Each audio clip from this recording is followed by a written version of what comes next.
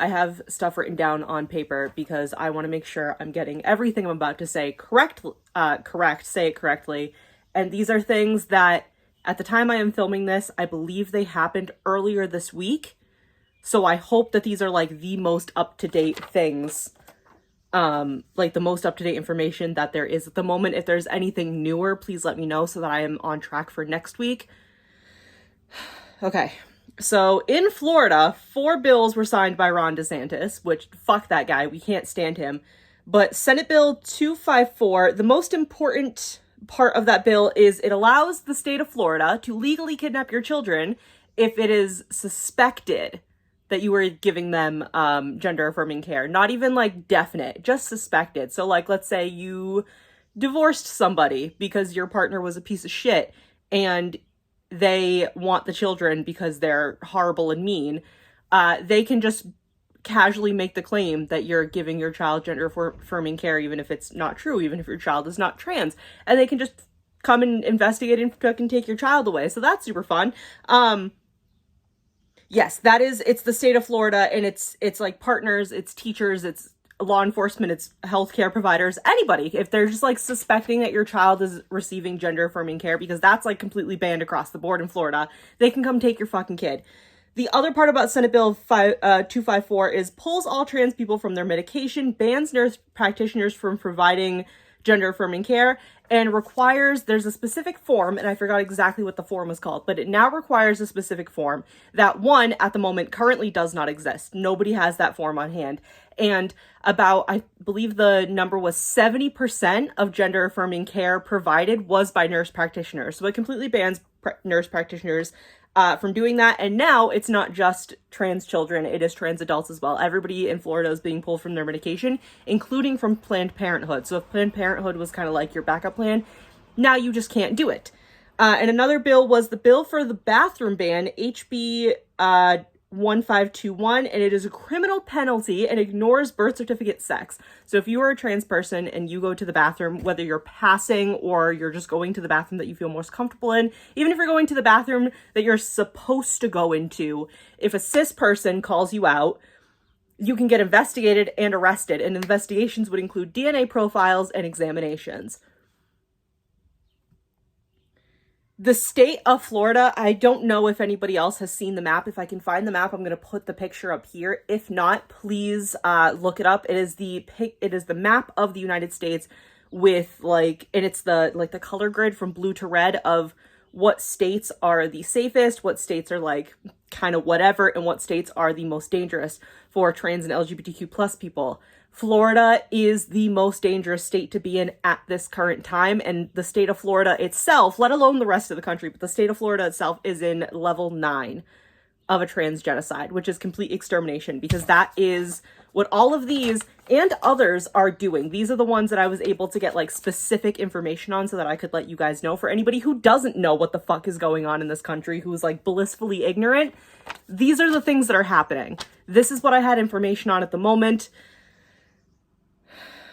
If you are in Florida and you are part of the communities that are being targeted, please just stay safe.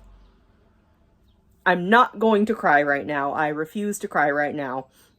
I will cry in a later video. I know I will, but please just stay safe. And if anybody can help anybody in Florida get people out of the state, create networks and do what you can. Because what the actual fuck is happening? What is happening? Okay.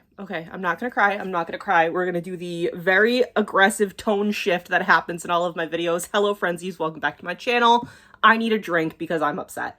And I'm like not trying to be funny. Like I am genuinely upset and pissed off, and I'm trying so hard not to cry right now because I cry at literally everything.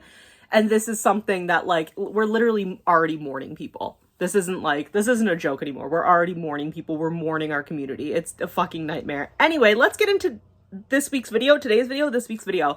Today, I wanted to talk about a couple weeks ago, I made that video about traumatizing my English teacher back freshman year. And I said in that video that the short story that I wrote was like heavily influenced by the fact that I was like 14 and edgy and emo. So I wore the like one black shirt that I have and did like the emo eyebrows. God, like middle school, high school me this is the kind of makeup I wanted to be doing. That short story was influenced about like the fact that I was 14 and just kind of awful, because most teenagers are, if not all of them, and the books I was reading at the time. And I said at the time that while everybody else was reading like The Hunger Games, Divergent, things like there was a lot of like dystopia books happening in like the 20 teens. But for me, I don't know if anybody else noticed it, because nobody said anything last video, but if anybody else noticed, there was a lot of like teen runaway stuff, like teen drug addict kind of books. And for some reason, those were the books that I read and I was super into, like troubled teens, essentially. Those were the books I wanted to read, which is not at all what I am actually interested in. Like, you can see here, for one, I think you can see these a little better than you have. I have fucking Pixie Tricks and Jewel Kingdom and Magic Treehouse and the Witch books and Sailor Moon. Like, those were not stories that I mean, I guess at the time I enjoyed them, but that's not anything that I enjoy now. So I have a couple books here, and I have a couple more books that, at one point, I did a big, like, book clear out of both books that I had read that I already put on my bookshelf and books that I haven't read yet that were in like my pile by my bed. These are ones that I kept, but I want to talk about all the books that I have. So I think I want to give you these two first. These were like, all of these are like a similar theme. It's like troubled teen. It's like mental health, runaway, like abusive relationships, drug addiction, like, because again, Perks of Being a Wallflower and Go Ask Alice. The 2010s were the time to read those as a young teenager that was like a little fucked up. So it's those two books that opened the gateway to the rest of the. I'll read it on this side. That way I can put like the picture up of the books in case any of these like strike your fancy and any of you want to read them. My forehead looks fucking massive right now, and usually I'm fine with my 5 head, but something about this lighting is like, okay. Picture will be here. Get Well Soon by Julie, is it Halpern or Halpern? I wrote it 2 different ways. I think it's Halpern. Anna Bloom is depressed, so depressed that her parents have her committed to a mental hospital with a bunch of other messed up teens. Here she meets a roommate with a secret and a plastic baby, a doctor who focuses way too much on her weight, and a cute, shy boy who just might like her. But wait, being trapped in a, now these are the words from the synopsis, not words I would use. Being trapped in a loony bin isn't supposed to be about making friends, losing weight, and having a crush, is it? In her fictional debut, Julie Halpern finds humor in the unlikeliest of places and presents a character whose voice and heart will resonate with all of us who have ever felt just a little bit crazy. Okay, so that's book number 1 about a teen being committed to, mental health facility. Troubled teen, mental health issues, right? Next book, Candy by Kevin Brooks. This is a book I remember vividly. When Joe meets Candy, it seems like a regular boy meets girl scenario. They chat over coffee, she gives him her number, and he writes her a song. But when Joe is drawn into Candy's world, a world of drugs, violence, and desperation, Joe is drawn into Candy's world. As dark truths about Candy's life emerges, Joe finds himself facing real danger at every twist and turn. Soon, Joe's conflicting emotions begin to mirror Candy's, and he understands that falling in love just might be worth the struggle. This intoxicating tale of heartache, danger, and hope will enthrall teen readers. And I remember Candy specifically, she was a young girl who had a drug addiction, and she was a sex worker. A young sex worker it was against her will, it was not by choice, right? This is one that I kept. It's called Don't Breathe a Word by Holly Kapala. I hope I'm saying that correctly. This is one that I kept, and I don't know why, and this was one of the ones that, oh my god, when I did my graphic novel Rex, I'm going to spoil this book a little bit for you. If you've never read this before and you're interested in it, I'm about to spoil it a little bit for you. This is one of the books I was talking about when I did my graphic novel Rex last year. I don't remember when I did that, where I talked about how I had read a book where talking about having been sexually assaulted takes place by a pool, like in a community pool area. At night specifically. And I wanted to know if that was like a common theme in like other media, like in movies and everything, or if it was like if there's any significance to that, if there's a reason why that's like a reoccurring thing, because it happens in this book, and it happened in one of the graphic novels that's on the shelf up there. So Delamere, I hope I'm saying that correctly. Joy Delamere is suffocating from asthma from her parents and from her boyfriend Asher, who is smothering her from the inside out. She can take his cruel words, his tender words, until the night they go too far. To escape, Joy sacrifices her suburban life to find the one who offered his help, a homeless boy called Creed. He introduces her to a world of fierce loyalty to its rules of survival and to love, a world she won't easily let go. Set against the backdrop of the streets of Seattle, Holly Capolta's powerful new novel explores the subtleties of abuse, the secrets we keep, and the ways to redemption. Above it all, it is an unflinching story about the extraordinary lengths one girl will go to discover her own strength. So again, abusive relationships, runaway teens, things like that. And this was one that I really, really enjoyed. I don't know why I kept it though, because I didn't really keep any of the other ones that were part of this, because again, there were these two. It was Candy and Get Well Soon. I didn't keep those books, and there's a couple other ones that when I finish this one, because I can't remember their names, I'm going to talk about. So the other one that I have is The Butterfly Clues by Kate Ellison, right? Penelope Lowe Marin has always loved to collect beautiful things, but in the year since her brother's death, Lowe's hoarding has blossomed into a full-blown, potentially dangerous obsession. When she discovers a beautiful antique butterfly figurine and recognizes it as having been stolen from the home of a recently murdered girl, known only as Sapphire, Lowe becomes fixated. As she attempts to piece together the mysterious butterfly clues with the unlikely help of a street artist named Flint, Lowe quickly finds herself caught up in a seedy, violent underworld, a world much closer to home than she ever imagined. Kate Ellison's debut novel is a tour de force thriller about a girl whose obsessive-compulsive collecting leads her down a dangerous path of secrets, mysteries, and murder, where every clue she uncovers could be her last.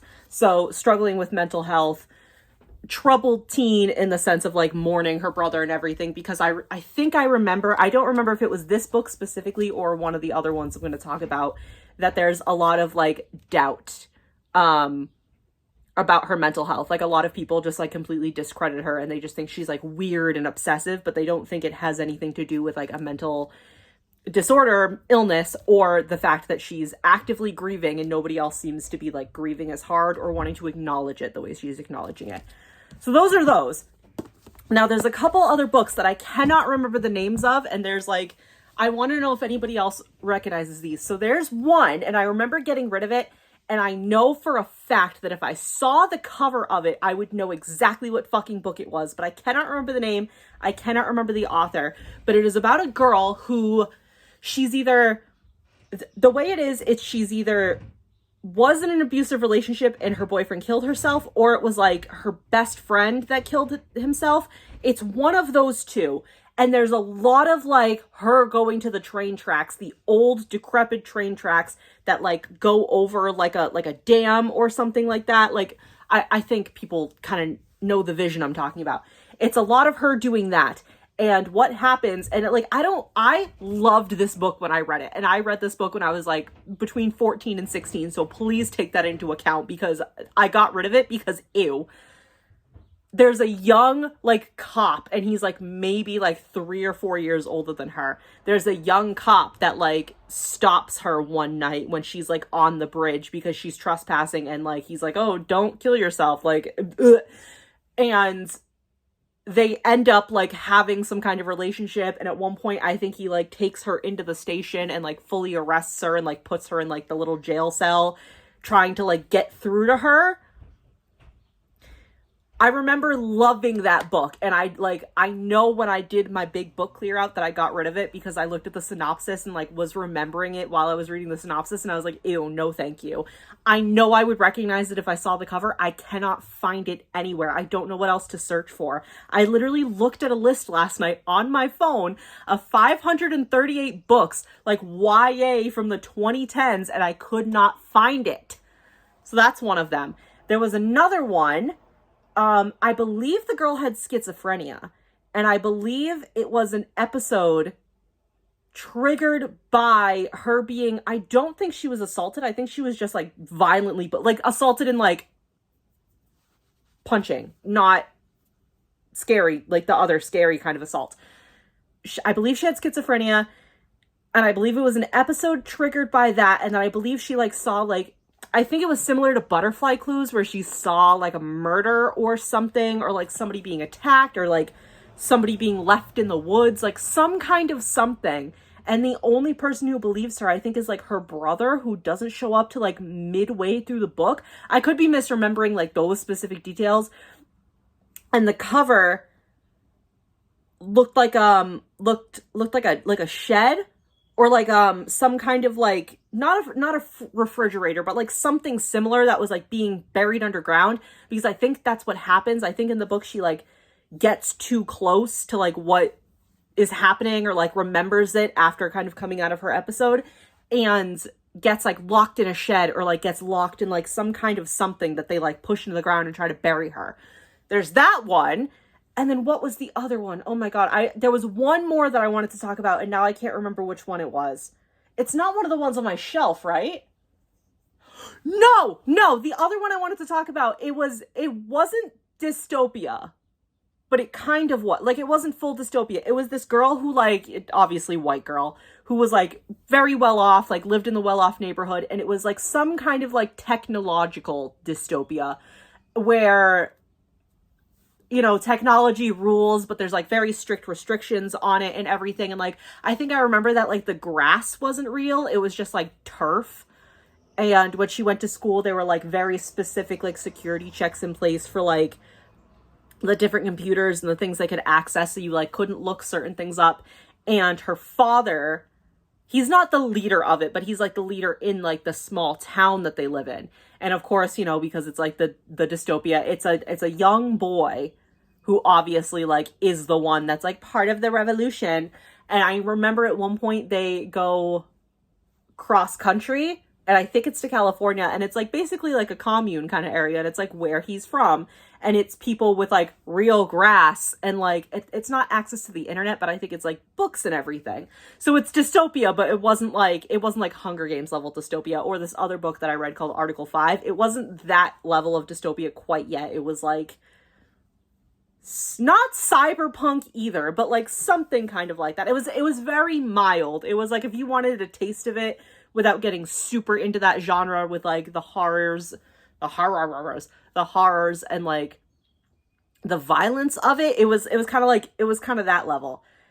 And then they go back because the boy is like, I'm going to like this rally that we're having. We're going to make a difference. And she goes back with him because she can't imagine like leaving him behind, even though it's to face her dad, which earlier in the book she wouldn't do. And then they're at the rally, and she's the one that like goes up on stage and like pulls the plug or whatever and like takes the mic from her dad. It was all very dramatic. So yeah, those are some of the books that I read as a young teenager that were like super influential to my life at the time. Like again, troubled teen, mental illness, not dystopia, but like maybe a little bit, like drug addiction, like sex work against your will. Things like that, which like I don't really know why. And if you didn't see that where I talked about traumatizing my English teacher, go back and watch that to like hear about the short story that I wrote. Because these were the books I was reading at the time, so these were like my influences to make that story. And again, also the fact that I was 14 and edgy and uneducated about a lot of things. So again, my highest education for like what I wrote in that short story was like Go Ask Alice, which is like, I've heard, I don't know for sure because I read that book, I got rid of it at some point. I have no interest in it. I have no interest in like rereading it, but I think I heard at one point that like, because it paints it as a true story, or it straight up says this is a true story. And when you're like 13, 14 and you read that book for the first time, like in the shelves of the library, like hidden in the bookshelves, you genuinely think that's a true story. I think I read that it's like not at all a true story, and it's very much like a glamorized version of genuine like things that have happened to people. So it's kind of a shitty book because it kind of glamorizes certain things and like has that sense of like encouraging people, but at the same time it's an important book that if certain states, aka Florida, were trying to ban it, they probably have banned it. It's probably one of the first ones to get banned because I know it's one of the first books to get banned anytime there's like a book ban. But I will fight tooth and nail for it because even though I'm looking at it and I'm like, oh, God, you know what I mean? Even though I have a personal opinion about it, I don't believe in banning books literally ever. My mother's a librarian. I have never been banned or limited from reading anything that I want. Even if it wasn't necessarily age appropriate, I read it because I wanted to. Whew, okay.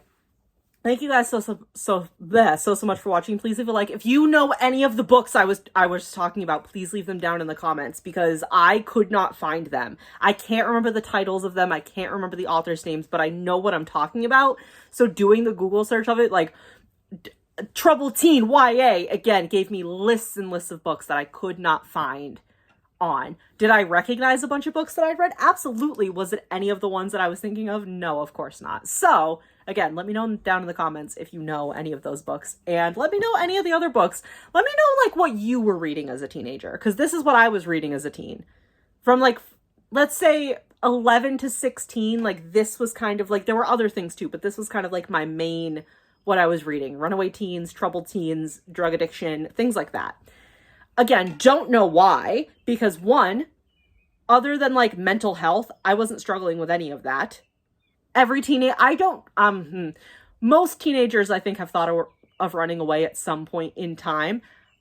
While I thought about it, it was never it was never that serious. I do and did struggle with my mental health, but it was never like to the extremes. I don't think, maybe it was. And very luckily, I have never struggled with a drug addiction. So I don't know what these were. And I mean, maybe it's the idea that like it was so opposite from my life that I wanted to read about it and kind of like get an idea. Maybe that was it. I don't know for sure. My throat is so dry. Anyway, I'll leave this video here. Take care of your trans friends. Trans people, please be safe as much as you can. Yeah. See you in the next video. Bye! I don't know what it is with my 5 head today, but like usually I don't care. Today I care very much. I don't know what this hair is doing over here either.